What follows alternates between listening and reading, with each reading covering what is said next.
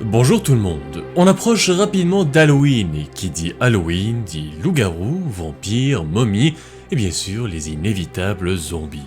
Depuis environ le début du XXe siècle, la popularité des zombies a grimpé en flèche et aujourd'hui, ils font partie des créatures mythiques les plus appréciées du grand public, apparaissant dans de nombreux films, séries télé, dans la littérature et j'en passe.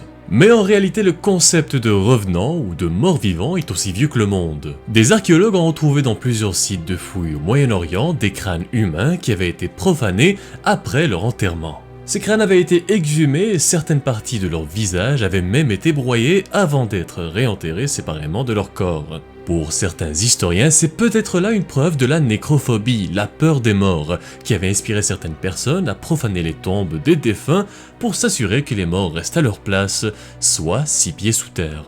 Dans la Grèce antique, par exemple, les revenants étaient connus sous le nom de vrikolakas et étaient généralement décrits comme des cadavres réanimés ou une sorte de vampires qui se nourrissaient de l'essence vitale des vivants. Il y avait donc des pratiques où les corps des morts étaient alourdis avec des pierres ou d'autres objets pour justement tenter de les empêcher de sortir si jamais ils revenaient à la vie. L'une des toutes premières références aux morts vivants dans la littérature apparaît dans le poème épique sumérien, l'épopée de Gilgamesh. Dans l'histoire, Gilgamesh et son compagnon Enkidu venaient tout juste de terrasser le démon Humbaba, et impressionné par sa bravoure et charmé par le héros, la déesse Ishtar séduit Gilgamesh, qui lui en retour l'avait tout simplement repoussé. Enragé par cette insulte, Ishtar demanda à son père, Sin, le dieu de la lune, de libérer le taureau céleste contre Gilgamesh pour le punir.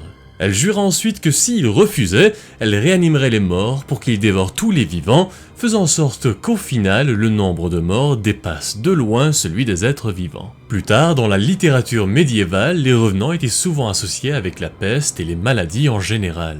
Au Moyen-Âge, la nécrophobie avait augmenté de manière assez alarmante, tout le monde avait peur de la mort, et je les comprends. Après tout, la vie pour les simples paysans était très difficile et le taux de mortalité était assez élevé.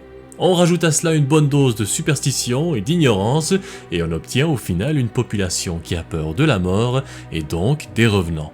La croyance populaire courante à l'époque était que les cadavres pouvaient sortir de leur tombe et semer la destruction parmi les vivants en s'attaquant violemment à eux.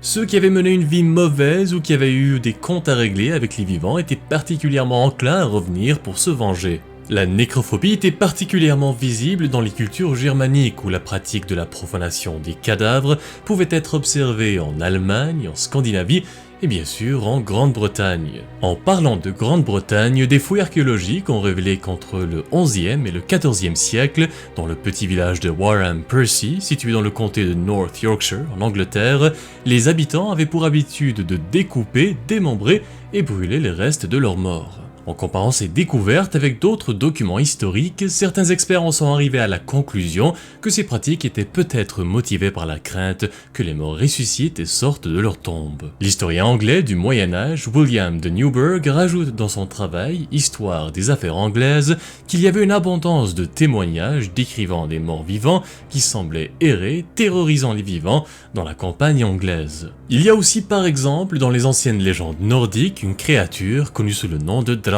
qui peut être traduit par « celui qui marche après la mort ». Ces créatures étaient décrites comme des cadavres de guerriers vikings réanimés et qui sortaient de leur tombe pour hanter les vivants et semer la terreur. En somme, pratiquement toutes les cultures du monde ont leur propre interprétation des morts vivants, ce qui renforce l'idée que l'humanité a depuis toujours éprouvé une fascination pour la mort. Aujourd'hui, on est tous familiers avec le terme zombie, qui est originaire des croyances et de la culture haïtienne. Dans le vaudou, les zombies sont considérés comme des cadavres réanimés et manipulés par des chamans ou des sorciers connus sous le nom de Bokor. En utilisant leur connexion avec les esprits, ces sorciers étaient en mesure de capturer l'âme des morts pour ensuite les exploiter, ainsi que leurs cadavres, à diverses fins, que ce soit pour les utiliser comme main-d'œuvre ou tout simplement pour satisfaire leurs propres désirs malveillants. Mais les zombies tels que nous les connaissons aujourd'hui sont apparus pour la première fois en 1932 dans le film White Zombie.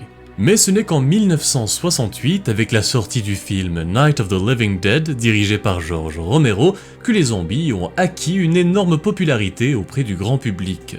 Aujourd'hui, les films de zombies sont devenus un pilier du cinéma d'horreur et au cours des 2 dernières décennies, une multitude de films et de séries télévisées ont vu le jour, parmi lesquels on retrouve par exemple Dernier train pour Busan, Shaun of the Dead, 28 jours plus tard, World War Z ou encore The Walking Dead. Leur présence est tout aussi importante dans la littérature, la musique et les jeux vidéo. D'ailleurs, si vous avez en tête d'autres références ou revenants dans la culture populaire, n'hésitez pas à les partager avec nous dans les commentaires. Finalement, il faut reconnaître que les morts-vivants, nés à l'origine des toutes premières peurs de l'humanité, ont su évoluer au fil du temps pour devenir des figures emblématiques et incontournables de la littérature, du cinéma, bref, de la culture populaire en général.